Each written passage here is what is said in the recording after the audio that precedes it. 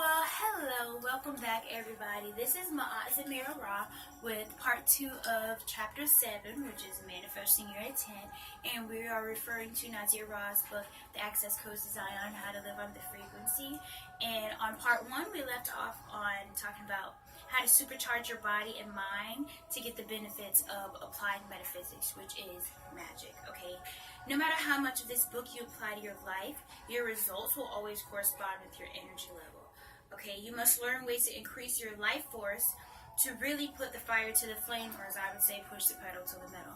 So ways that we can do that, increase our energy. So first of all, if you find yourself as a person who doesn't really have that get up about you, you're very lazy, groggy, you don't really feel boisterous, as some people call it, like annoying when you're like overly boisterous. I can be at times, but hey, this is me. This is how I do. Okay. So, if you find you're a person like that, then a lot of this information will probably go over your head.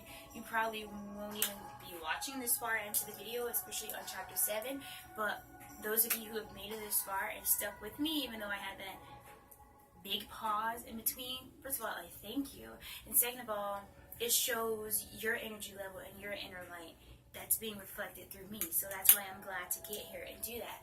So I showed you guys, briefly talked about the iridium in part 1, but here I kind of want to show you the gold, which is almost gone. I need to pick some more up. But some of the benefits of first the iridium is it enhances consciousness, spirituality, and cognition.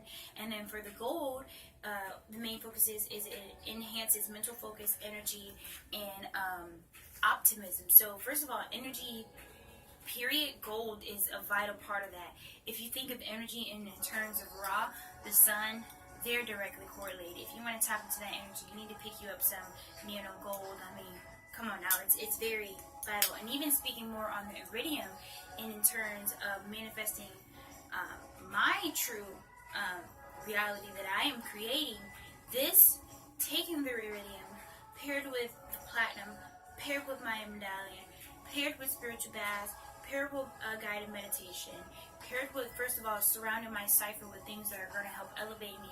I got my poster of Nanak here. I got Ra on my calendar. I got the Secret Alchemy of the Tree of Life here. I got some affirmations that I took from the lovely Okiba's Ra book about a virtuous woman, as well from some of the affirmations from Quantum Leverage. I've got my tapestries, I got my mandalas on the wall, I've got literally stuff everywhere in my cipher that's going to keep me on this frequency, along with some of these superfoods. I've got the 3-2-1 power shake in my kitchen, working on the teas and everything, and possibly making my own. But it's just things that are going to help your energy go up and even make you more receptive to the divine information as it comes and it pours through different people. Okay, so in order to be godly, you must work to transform your body and mind and take responsibility for your growth. No one else is obligated to do it for you, and no one else will do it. And that goes right along with what I'm going to say next, which is success in any endeavor. Success in any endeavor is always an inside job. No one can do it for you, and no one else will. These are the keys to Zion. One more time, these are the keys to Zion. One more time, these are the keys to Zion. Okay, they're all essential. Like, I'm joking about it, but it's serious. No one else is obligated to do that hard work for you. Nothing is just gonna fall in your lap about it.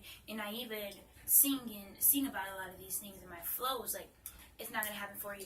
Take responsibility. Put your crown on. Put your big girl panties on. It's time for us to do it ourselves with the right guidance. The universe is in your favor, okay? Let me tell you.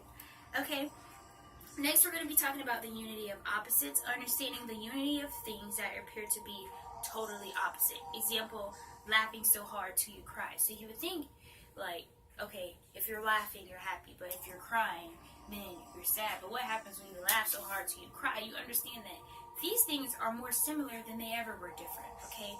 There is only one beneath the sun. We're all one, just projected in many different ways, okay? So next time you feel horrible, act exactly opposite of how you feel and totally submerge yourself in the spirit of joy no matter what. This goes back to my example of what happened, working Starbucks. You know, I could find myself where I just want to lash out at that person, or I just want to say a rude and snood remark back to them. But it's like, if I do, is this helping me ascend? Is this going to help me manifest love? Is this helping me manifest abundance, prosperity, wealth, joy, health? No, no, no, and no. Alright, I'm just going to smile. Smile it out. Kill them with kindness, and guess what? In the end, they feel more crunchy than I ever will, so thanks.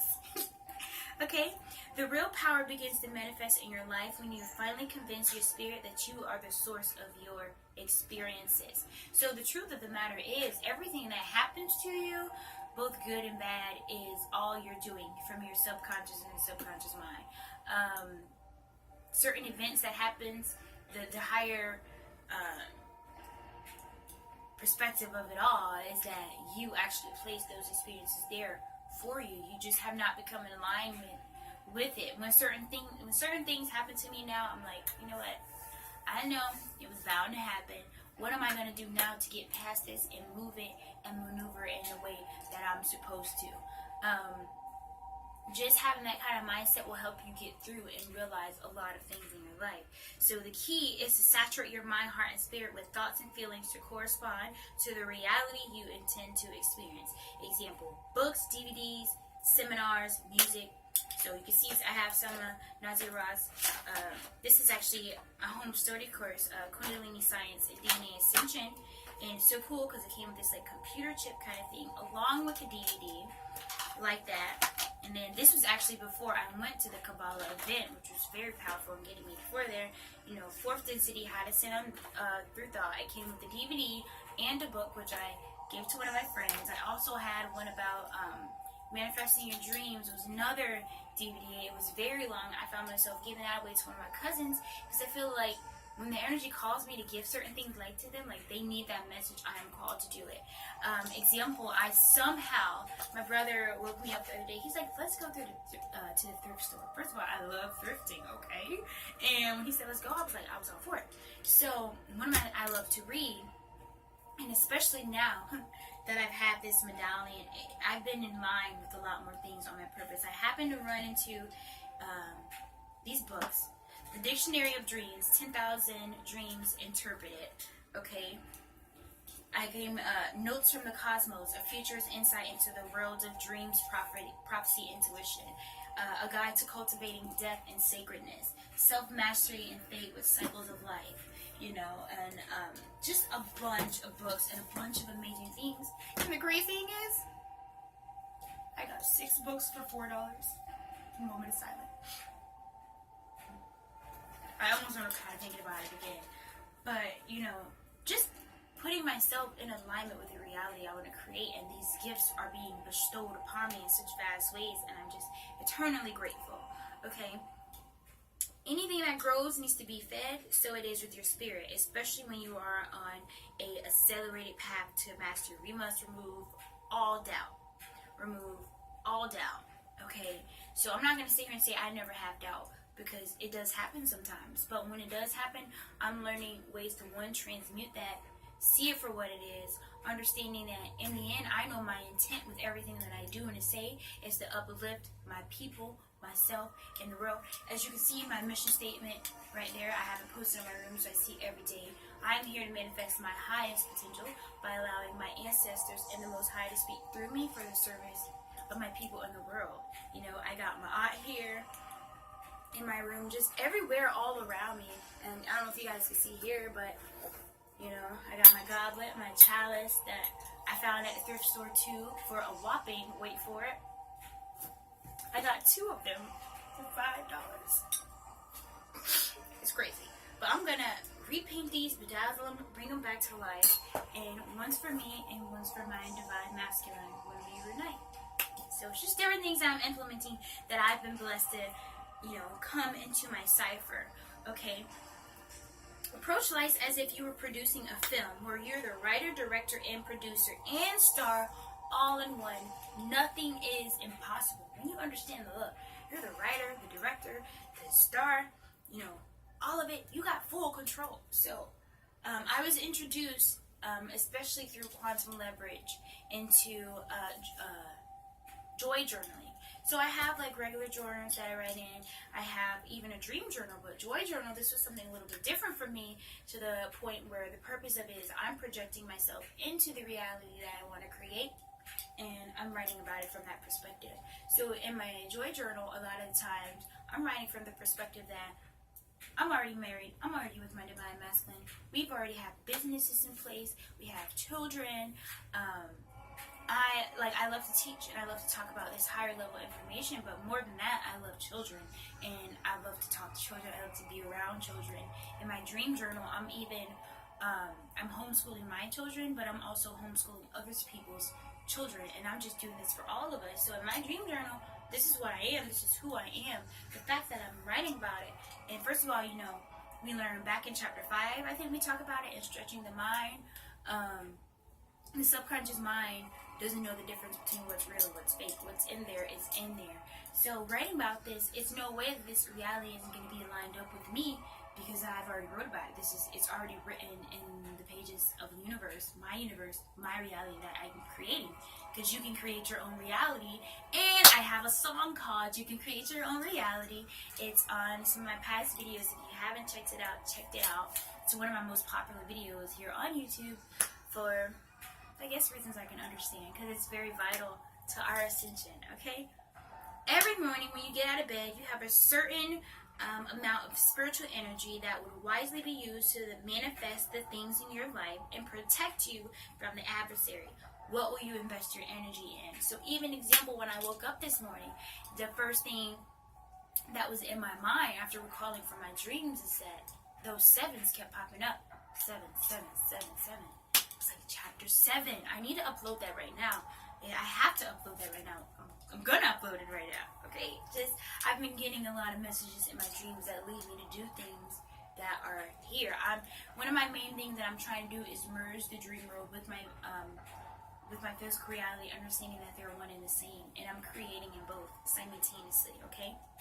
Next, we need to balance our energetic checkbook. Certain people will literally get a kick out of getting emotional reactions out of you, making your energy fluctuate. I even have a song about that. I sing as much as I talk, guys. It's beautiful. But just like the example of the woman I told you on YouTube, those trolls literally have nothing better to do. But look on people's video. Most of the time, they don't even watch your videos. Maybe like 30 seconds in, and they just want to comment something crazy because they get a kick out of it, especially when you respond to them. But when you ignore them, delete their comment, they get no play around here, okay? That's all I'm saying. Everything outside of you is just a stimuli or a catalyst for what you're really, the energy or the circumstances you're trying to bring to you. Okay, so in manifesting our intent, we must realize that the source of joy does not reside in external things, but in the experience of peoples and things. Okay, so example, physical money itself, the paper money is not what's going to bring you joy. What you can do and transmute that money in the terms of experience and in terms of resources could bring you joy, not the physical money itself. Okay, the physical act of having sex is not, what should bring you joy. What should bring you joy is knowing the energy that is exchanged between you and your divine masculine or your divine feminine, and first of all, understanding that